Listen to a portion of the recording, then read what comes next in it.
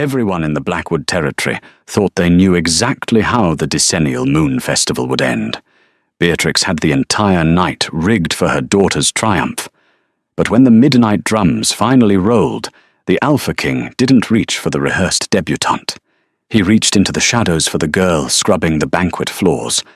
If you ask anyone from the coastal packs of the Pacific Northwest, they will tell you that the Blackwood territory is built on old money, old blood, and deeply buried secrets. It's a place where werewolf politics mirror the ruthlessness of high society dynasties, and at the center of it all was the Smith estate, a sprawling, Gothic-style manor hidden behind miles of dense, fog-drenched pine. Callia Smith was never meant to be a servant in her own home. Born to Adrian Smith, the fiercely loyal and highly respected beta of the Blackwood pack, Callia had grown up with the wind in her hair and the promise of a bright future. Her wolf was strong, a beautiful silver-furred creature that her father always said carried the spirit of the old gods. But everything shattered 4 years ago. Adrian's death wasn't just a tragedy, it was a conveniently timed catastrophe. He was found torn apart near the Canadian border, the official report citing a rogue ambush. Callia, who was only 18 at the time, was entirely broken. But the tears had barely dried on her father's mahogany casket before Beatrix, her stepmother of only 2 years, initiated her quiet, ruthless coup. Beatrix was a widow from the neighboring Red Creek pack before she married Adrian. She was a woman whose beauty was sharp as cut glass, and whose ambition was twice as dangerous. She brought with her a daughter, Genevieve, a girl who inherited her mother's vanity, but none of her cunning. Within weeks of Adrian's death, Beatrix produced a heavily amended will. It claimed Adrian had accrued massive secret gambling debts with the human syndicates in Seattle, leaving the estate entirely in Beatrix's control to manage the fallout. Callia knew it was a forgery. Her father despised the city and hated gambling even more, but the local alpha, a deeply corrupt and lazy man named Gregory, accepted Beatrix's generous, administrative fees and stamped the paperwork. Overnight, the Smith bloodline was legally usurped. To keep Callia under her thumb, Beatrix didn't banish her. Banishment would allow Callia to find a new pack, to grow strong, and perhaps return to challenge the claim. Instead, Beatrix kept her close. She stripped Callia of her title, her bedroom, and her dignity. Callia was moved to the drafty attic above the kitchens and relegated to an Omega's existence. In werewolf culture, a wolf deprived of pack bonds, proper nutrition, and dominance, hierarchy, begins to wither.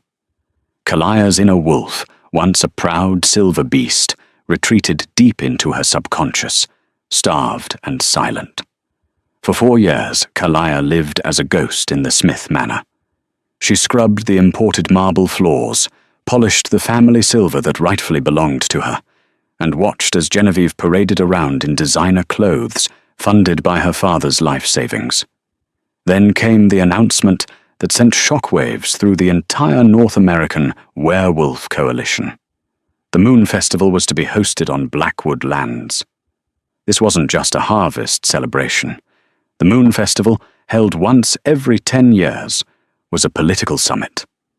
More importantly, it was confirmed that Silas Thorne, let me correct the record, Silas Vanderbilt, the Alpha King of the Northern Sovereignty, would be attending. Silas was a legend whispered about in terrified, awe-struck tones around pack fires. At 28, he had united the fractured northern packs with brutal efficiency and unyielding fairness. He was unmarried, unmated, and the entire continent knew he was using this festival to finally select his queen. The Smith manor went into a frenzy of preparation. Beatrix saw this as her ultimate victory. If Genevieve became the Alpha Queen, Beatrix would effectively hold the leash to the most powerful man in the werewolf world. "You will stay entirely out of sight," Beatrix hissed at Callia 2 days before the festival, her manicured nails digging into Callia's shoulder. They stood in the grand foyer, where Kalia was polishing the grand staircase on her hands and knees. The catering staff needs managing in the rear courtyard. If I see your face in the main pavilion, I will personally throw you into the isolation cells. Do you understand me?"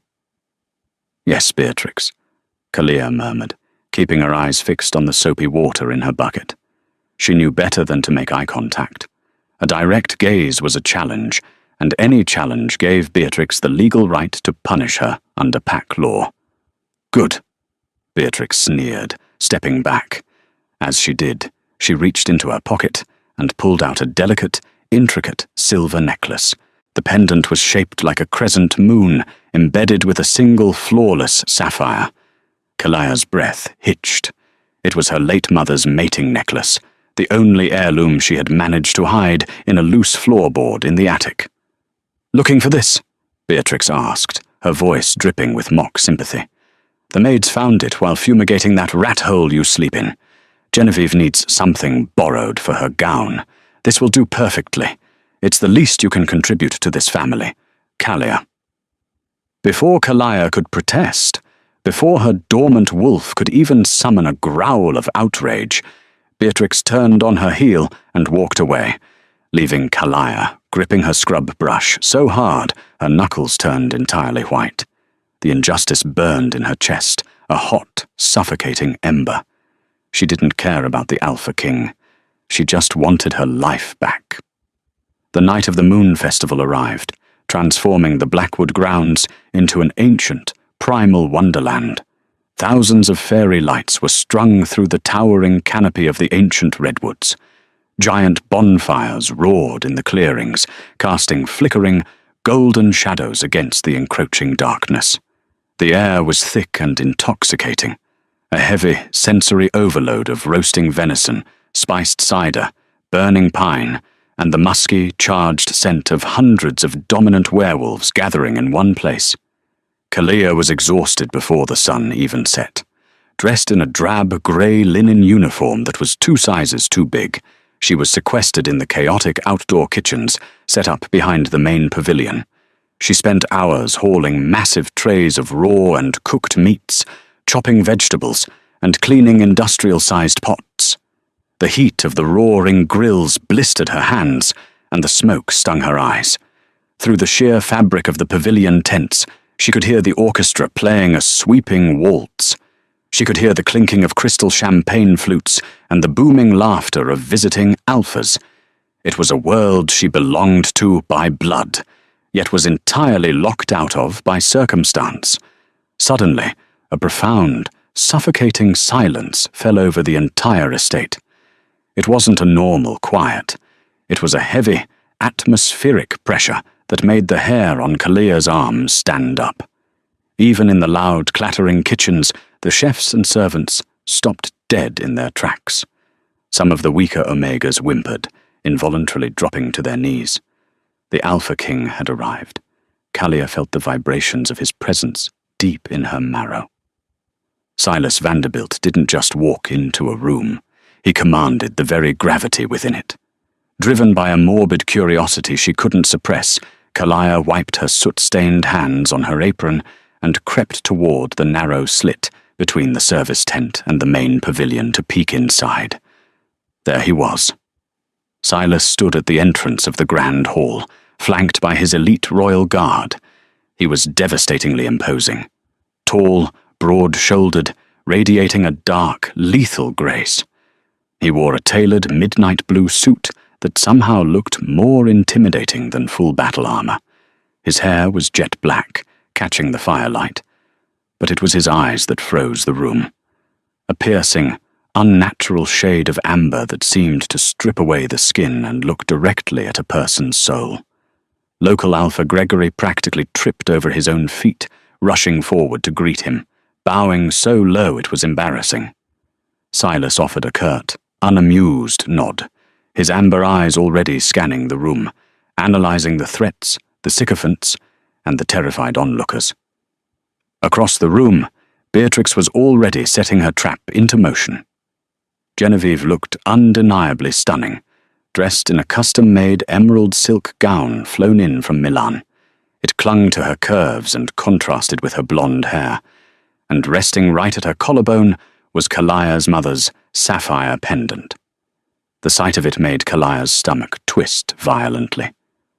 As Silas moved through the crowd, Beatrix subtly shoved Genevieve into his path. "Oh!" Genevieve gasped, executing a perfectly rehearsed stumble. She bumped into the chest of one of the king's guards, managing to spill her crystal goblet of red wine directly onto the pristine white marble floor, mere inches from Silas's polished shoes. "My deepest apologies, Your Majesty," Genevieve breathed, looking up at him through thick, dark eyelashes, putting her hand on her chest to draw attention to the sapphire pendant and her plunging neckline. "I am entirely clumsy tonight. The overwhelming honor of your presence has me quite breathless." Silas paused. He looked down at the spilled wine, then up at Genevieve. His expression was completely unreadable, a mask of cold, aristocratic boredom. "See that it is cleaned," he told one of his guards, his voice a low, gravelly baritone that sent shivers through the crowd. Beatrix, seizing the opportunity to show off her daughter's supposed grace while simultaneously humiliating her stepdaughter, snapped her fingers sharply toward the service entrance. "Servant!" Beatrix barked, her voice cutting through the quiet room. "Bring a cloth immediately." In the kitchen, the head chef shoved a stack of heavy linen rags into Kalaya's chest. "Go," he hissed. "Don't look at them. Just wipe it and run back." Kalaya's heart hammered against her ribs like a trapped bird. She kept her head down, letting her messy, soot-dusted brown hair fall over her face as she hurried out into the blinding light of the main pavilion. The silence of the room was agonizing. Hundreds of eyes were on her. She dropped to her knees in front of Genevieve and the Alpha King, furiously scrubbing the spilled red wine off the marble. She could smell Genevieve's heavy, overpowering rose perfume. But beneath it, there was something else. As Kalaya scrubbed, a scent hit her that completely paralyzed her lungs. It was rain-slicked stone, dark cedar, and burning ozone. It was the most intoxicating, terrifyingly beautiful scent she had ever encountered in her life. Her dormant wolf, asleep for 4 long years, violently slammed into the forefront of her mind, howling with a desperate, instinctual need. "Mate." Kalaya gasped, her hand freezing on the wine-soaked rag.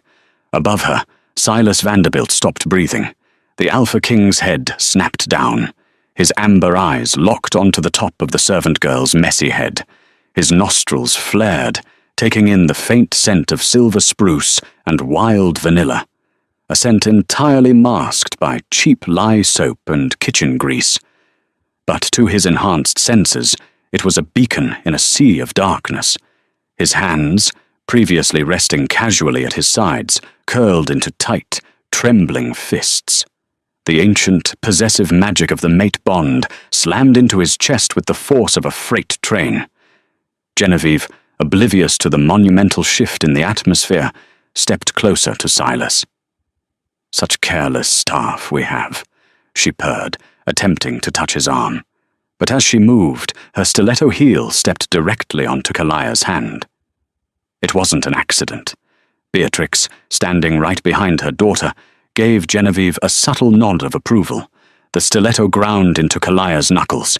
Kalaya bit the inside of her cheek so hard she tasted copper, refusing to cry out.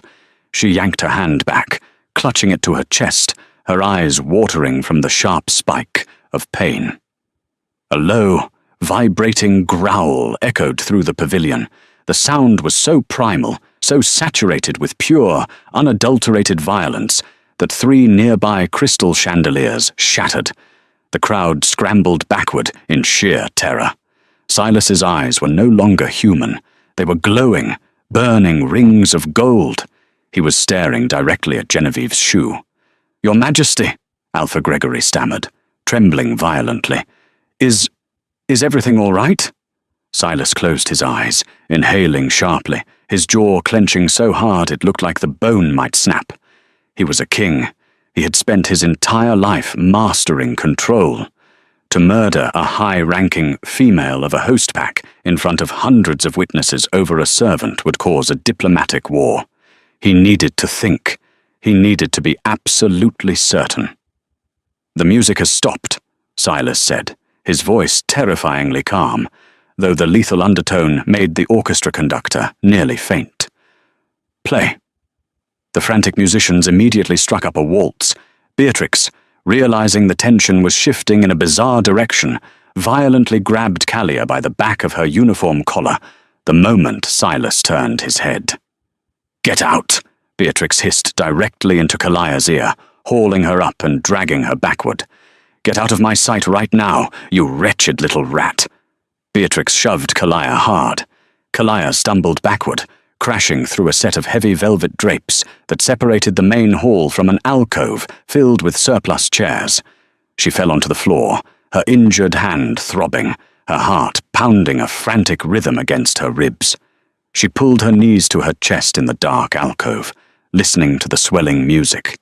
The mate bond was a localized agony in her chest, pulling her toward the room she had just been banished from. She had found him. The Alpha King was her mate. And it didn't matter. She was a broken Omega in a servant's dress. He was royalty. He would reject her the moment he saw her face. Through a tiny gap in the velvet drapes, Kalia watched the nightmare unfold. The Master of Ceremonies struck a massive bronze gong.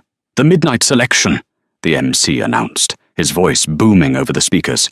"The Alpha King will now claim his partner for the ceremonial dance." Genevieve stood at the very front of the crowd, her emerald dress catching the light, a smug, victorious smile plastered on her face. She extended her hand toward Silas, waiting for the inevitable. The entire room held its breath.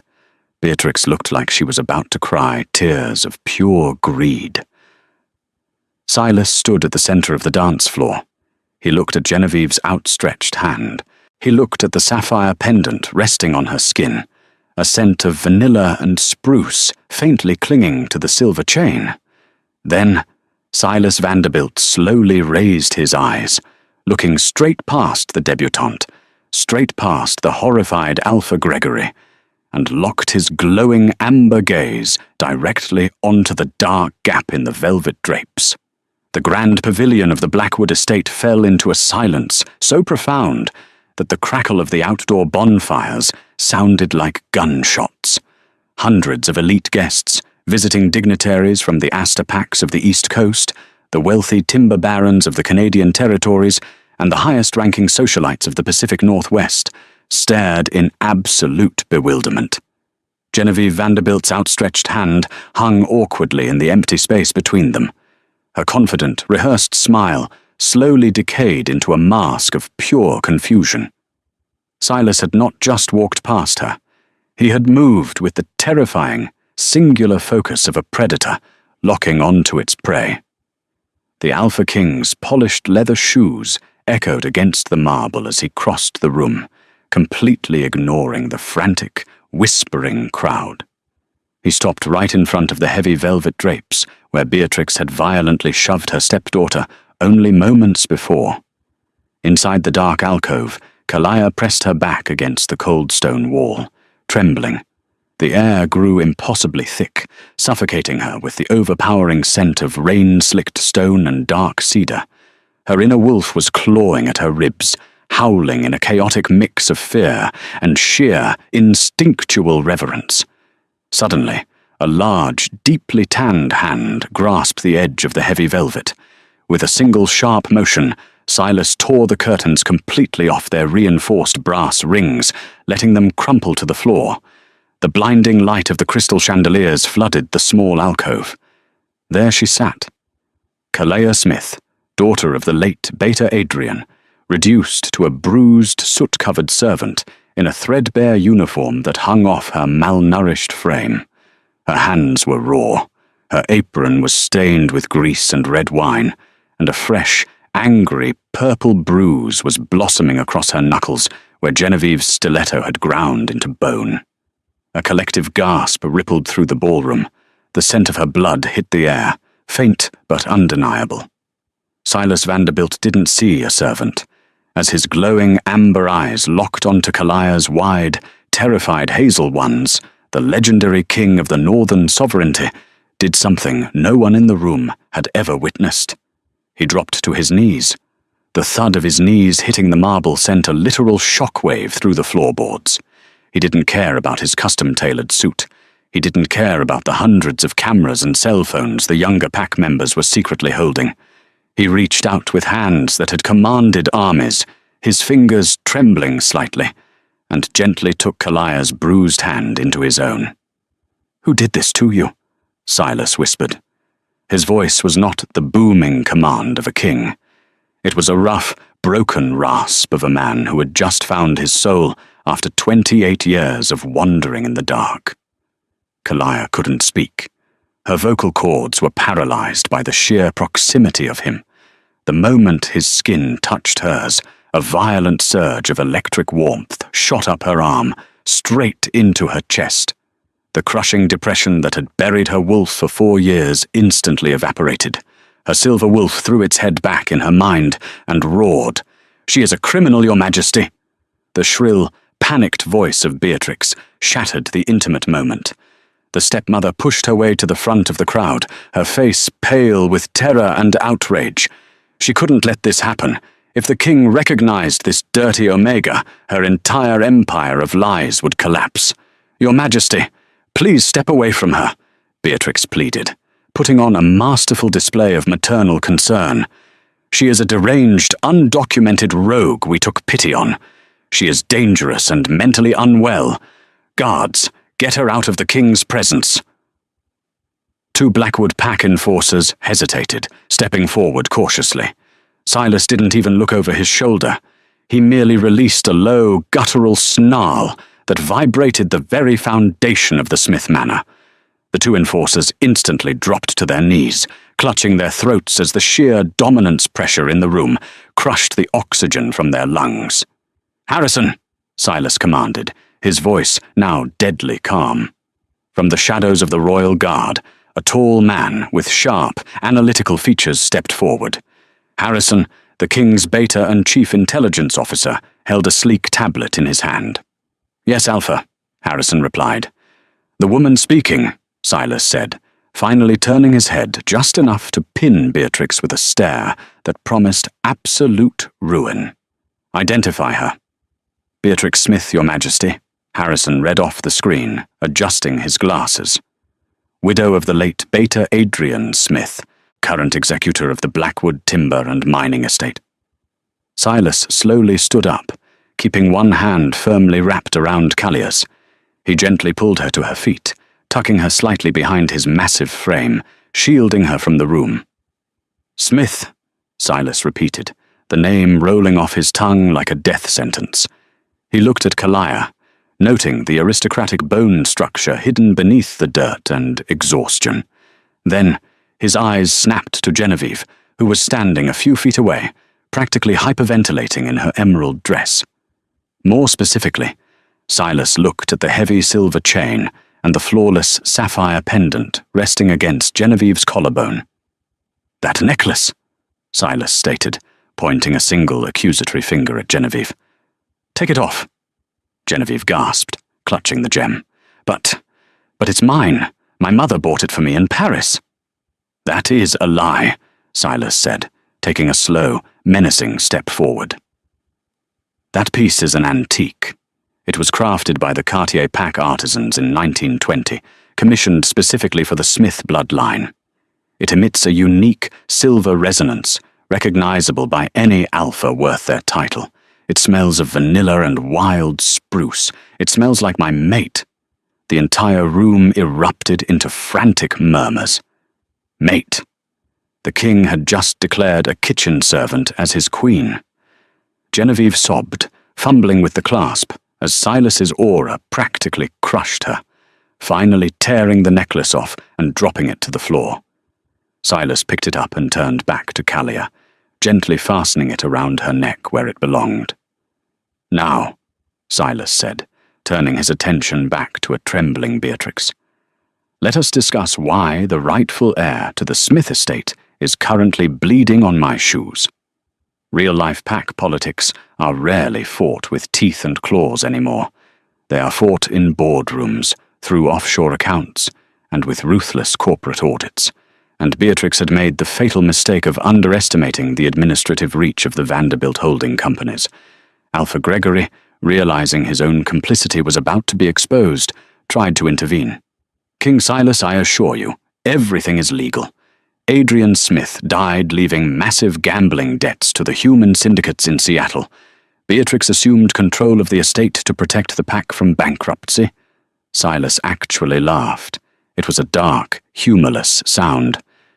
The Seattle syndicates, Silas mocked. He looked at Harrison. Beta, enlighten this corrupt fool. Harrison tapped his tablet, projecting the data onto the massive digital screens previously used to display the festival schedule.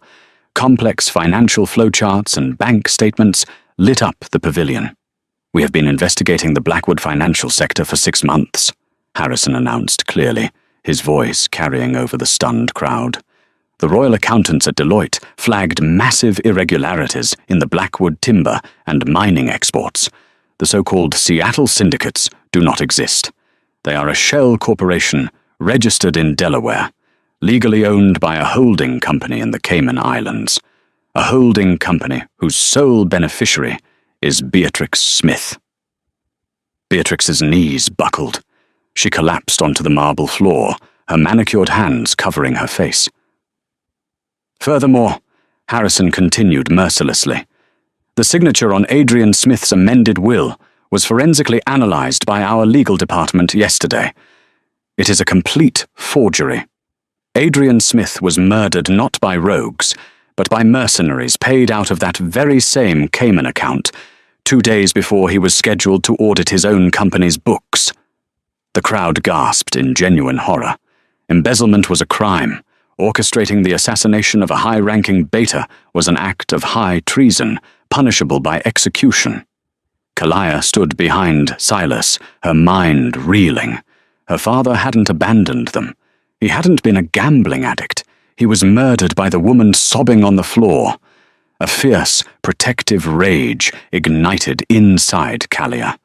The dormant silver wolf clawed its way to the surface, and for the first time in 4 years, Kalia's eyes flashed a brilliant, luminous silver.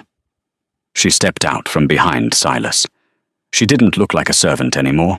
Despite the dirt and the rags, she stood with the perfectly straight spine and terrifying grace of a true, pure-blooded Luna. You killed him, Kalia whispered, though her voice carried with unnatural clarity. Beatrix looked up, her face twisted in a pathetic mix of fear and hatred. I did it for Genevieve. He was going to give everything to you. We deserved that money. Gregory, Silas barked, ignoring Beatrix's confession entirely. The local alpha flinched, stepping forward with his head bowed in absolute submission. You stamped the paperwork without verifying the debt. You allowed a beta's heir to be enslaved in her own territory. Silas listed his crimes with cold, clinical precision. You are hereby stripped of your alpha title, your assets, and your standing. You will spend the rest of your life in the isolation wards of the Northern Penitentiary. Guards, take him. Before Gregory could even beg for mercy, 4 royal enforcers dragged him out of the pavilion. Silas then turned to Beatrix and Genevieve. As for you two, high treason warrants death. But I am not a tyrant, and this is not my estate to govern. It belongs to her. Silas stepped back, formally gesturing to Kalia, yielding the floor to his mate. Kalia looked down at the woman who had made her life a living hell. She felt Silas's warm, supportive presence radiating right behind her, a steady anchor of absolute power. She didn't need to scream. She didn't need to resort to violence. You are stripped of the Smith name, Kalia commanded, her voice ringing with the undeniable authority of an alpha queen. Your accounts will be frozen and returned to the pack treasury. You and your daughter will leave this territory tonight with nothing but the clothes on your backs. If you ever step foot in the Pacific Northwest again, you will be hunted as rogues. Get out of my house!" Genevieve wailed, clinging to her mother. But the Blackwood enforcers, eager to prove their loyalty to their new queen and the king, dragged the two women out of the grand hall by their expensive gowns. The pavilion was deathly quiet once more. Silas turned to Callia, his expression softening entirely. He reached out, gently wiping a smudge of soot from her cheek. "My queen," he murmured, loud enough for the entire coalition to hear. "Shall we go home?" Callia looked up into his burning amber eyes, the years of pain finally washing away. "Yes," she breathed. Callia returned to the Grand Smith estate, not as a servant, but as its rightful owner and the reigning Alpha Queen of the North. Beatrix and Genevieve were stripped of their stolen wealth and banished to the freezing tundras. In the end, the Moon Festival did exactly what it was destined to do. It finally revealed the truth, punished the wicked, and brought a king to his true, forever unbreakable mate.